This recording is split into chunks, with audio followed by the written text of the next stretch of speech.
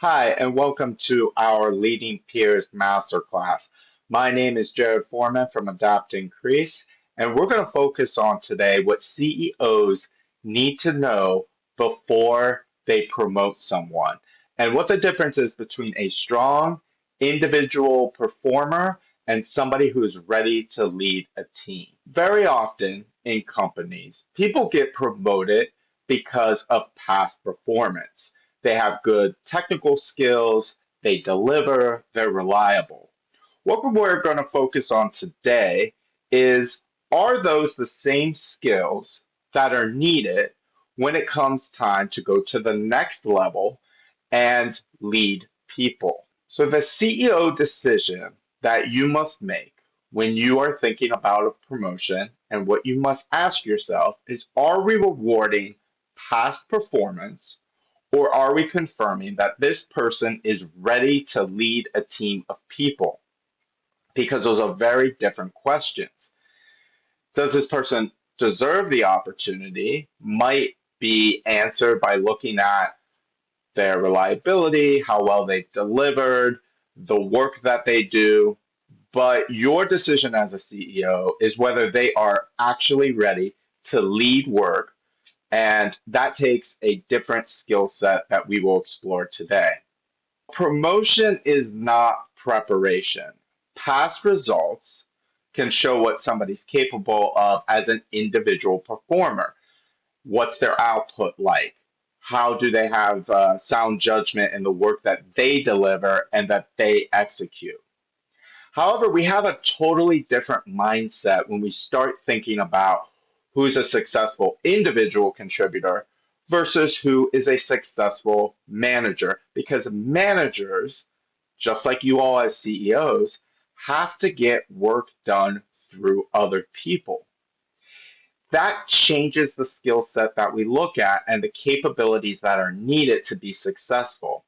So when we start looking at a person who can get work done through other people, we have to start broadening and deepening the types of criteria that we're thinking about. For example, can this person delegate? Can they coach other employees and help them learn and grow? Are they going to be able to hold people accountable to the goals and the standards and the deadlines that you have in your business? These are extremely important questions that you must think about prior to promoting somebody to a manager role. And it's not just you. This happens in many, many different businesses. In fact, Gallup found that 82% of companies felt like they made the wrong manager selection and decision when they promoted someone to their first management role. So the issue is not performance. We know that these people can deliver on an individual contributor level, but the evidence has to change from whether they can do the work to whether they can manage the work. And we will also discuss a part that is often missed when thinking about promoting a manager. Is the organization set up to be ready themselves to have that manager be effective and support them in the work that they do? Here's a story that I've seen many, many times in different businesses. Somebody gets promoted because they have strong results, they have technical credibility, and they're trusted by their peers. So now you are the new manager.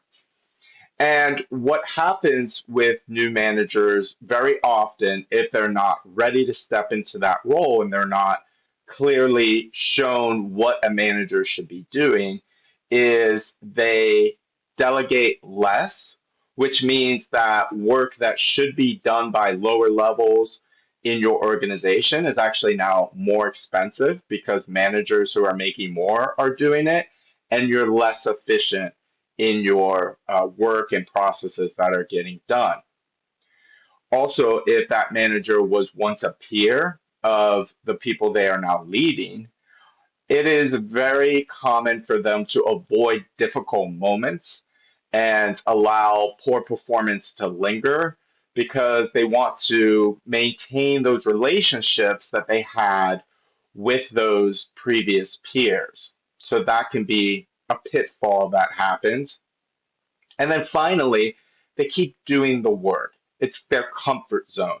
So they're promoted into the manager to get work done through other people, but their comfort zone as high performers is doing it themselves. The problem with this is we know one of the main reasons people leave their current role is there's not the ability to develop and grow in the work that they do. So when managers are doing the work themselves, they're not allowing the people who work for them to grow and learn and stay engaged and motivated in their day to day work. All of this creates bottlenecks, slower decisions, and you're going to have more dependency on a particular person or small group of people in your company. And you want your company to be resilient.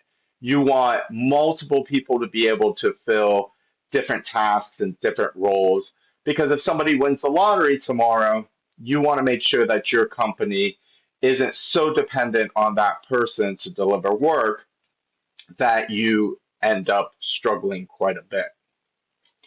So we need to now reframe whether an organization selected a wrong person and made a selection mistake to whether they actually skipped the readiness process.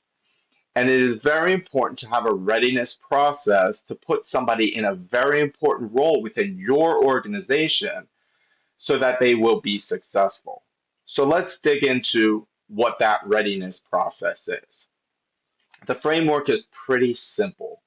You have to assess the person and make sure that they are ready, and you have to assess the environment and the organization. And only when those two conditions are met can you be very well assured that you're going to have a successful transition from somebody who is a high performing individual contributor to a high performing manager. So let's start with the first part and let's look at the individual. So instead of looking and saying, hey, this person does their work great, they deliver everything on time, they're dependable, we need to reframe and start thinking about what are the skills and what are the tasks that they're going to have to do as a manager. So we need to look for evidence that they have done portions of that type of work in the past.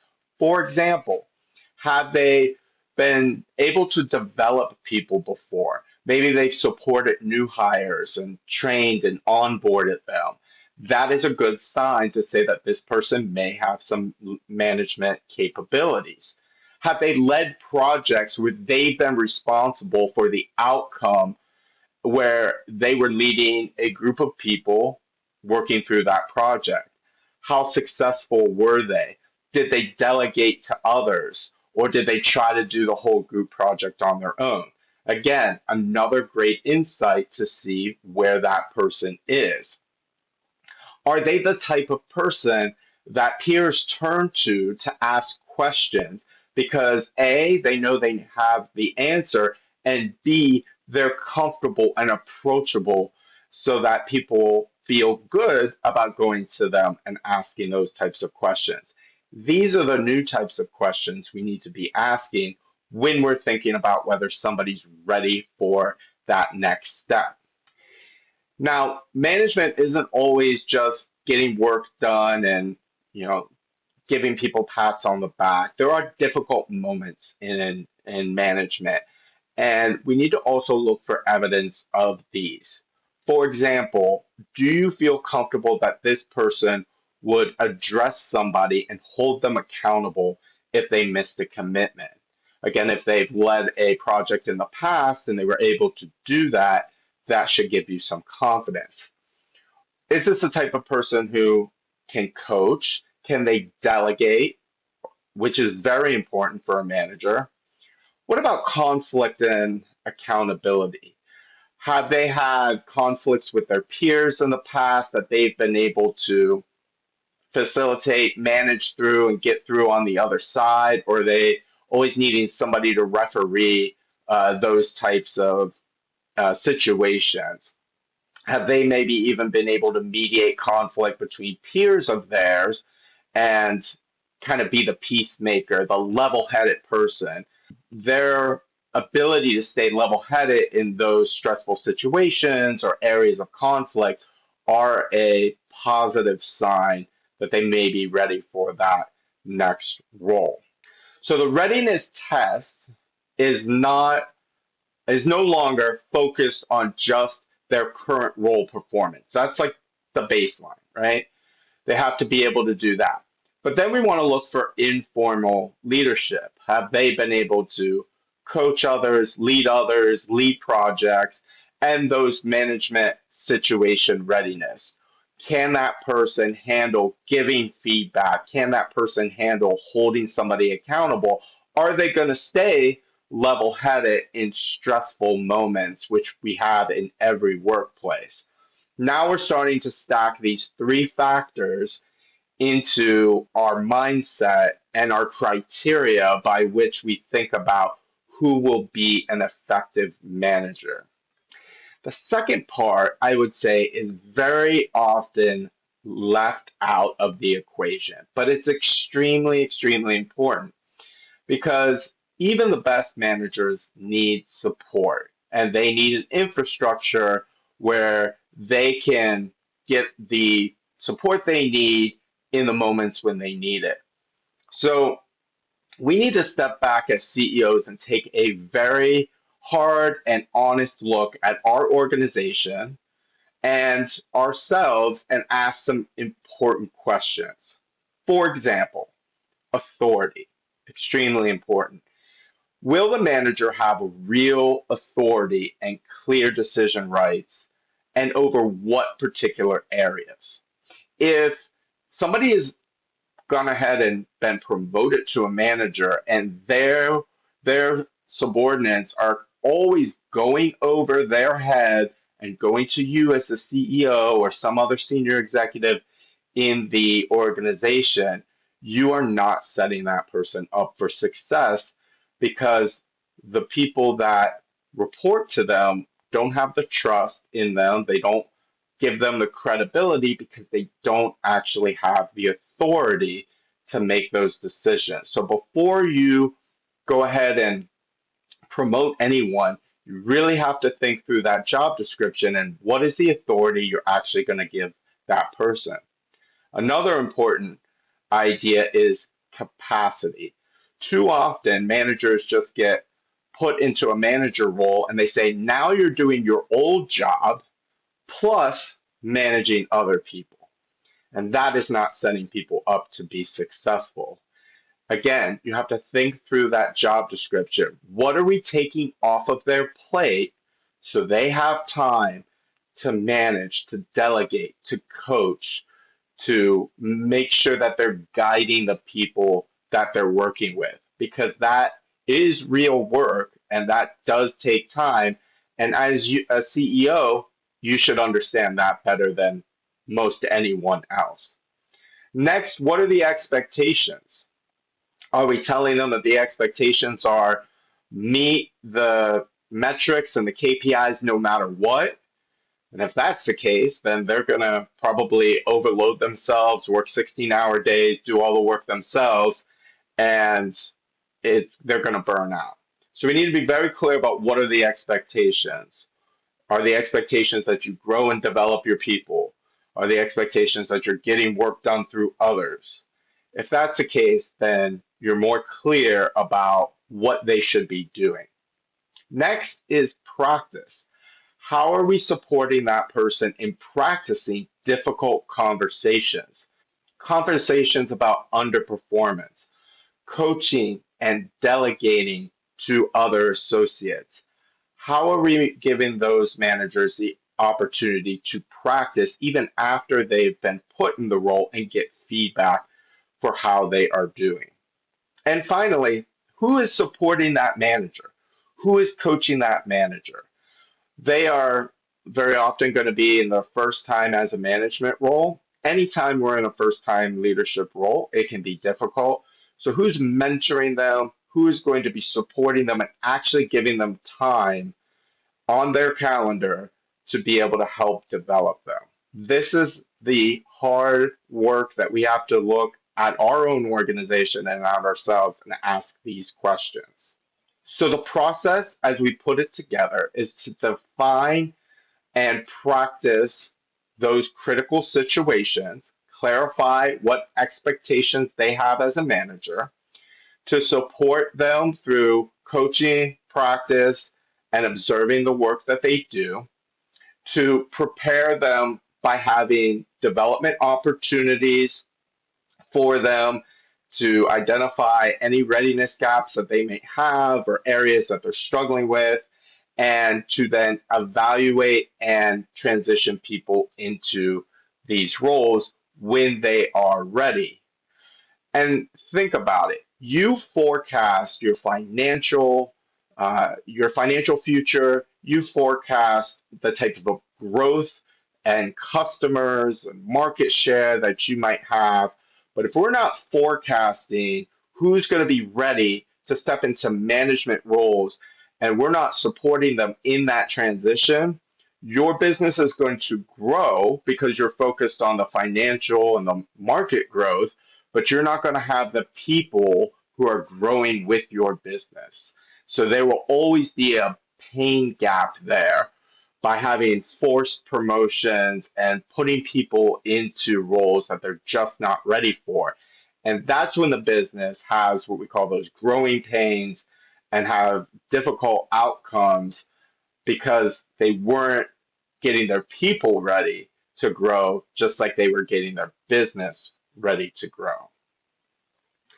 So I share this because I've done this before, and I worked with an organization of about 150 associates that were geographically dispersed and put together a fast track management development series that was able to improve internal promotions by 15% by identifying strong performers, then developing them in the key areas that they would need to be strong managers, giving them very clear expectations of what that role would look like, and promoting them when they were ready, not just because they were good individual contributors.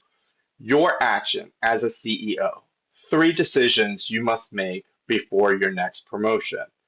Number one, you need to clarify the management expectations, identify what work this manager needs to be doing versus what work they were doing before. You have to search for the right evidence, not just is this a high performer, but are they able to actually coach people? Are they able to delegate? Are they able to lead projects? Are they a trusted peer within the organization? And then you have to confirm the support that you will provide to get them ready to step into that role and after they have stepped into that role. Thinking about it once again, promotion recognizes the past. We're looking backward. But preparation determines what someone can do next. So, thinking about taking away from this particular masterclass that it is great to recognize strong performers, but recognizing them with a promotion before they are ready is actually doing them and your organization a disservice. Again, my name is Jared Forman with AdaptIncrease. Thank you for joining me today. If I can support you in any way with your manager and organizational readiness and capabilities, please reach out to me and we can discuss your unique case today.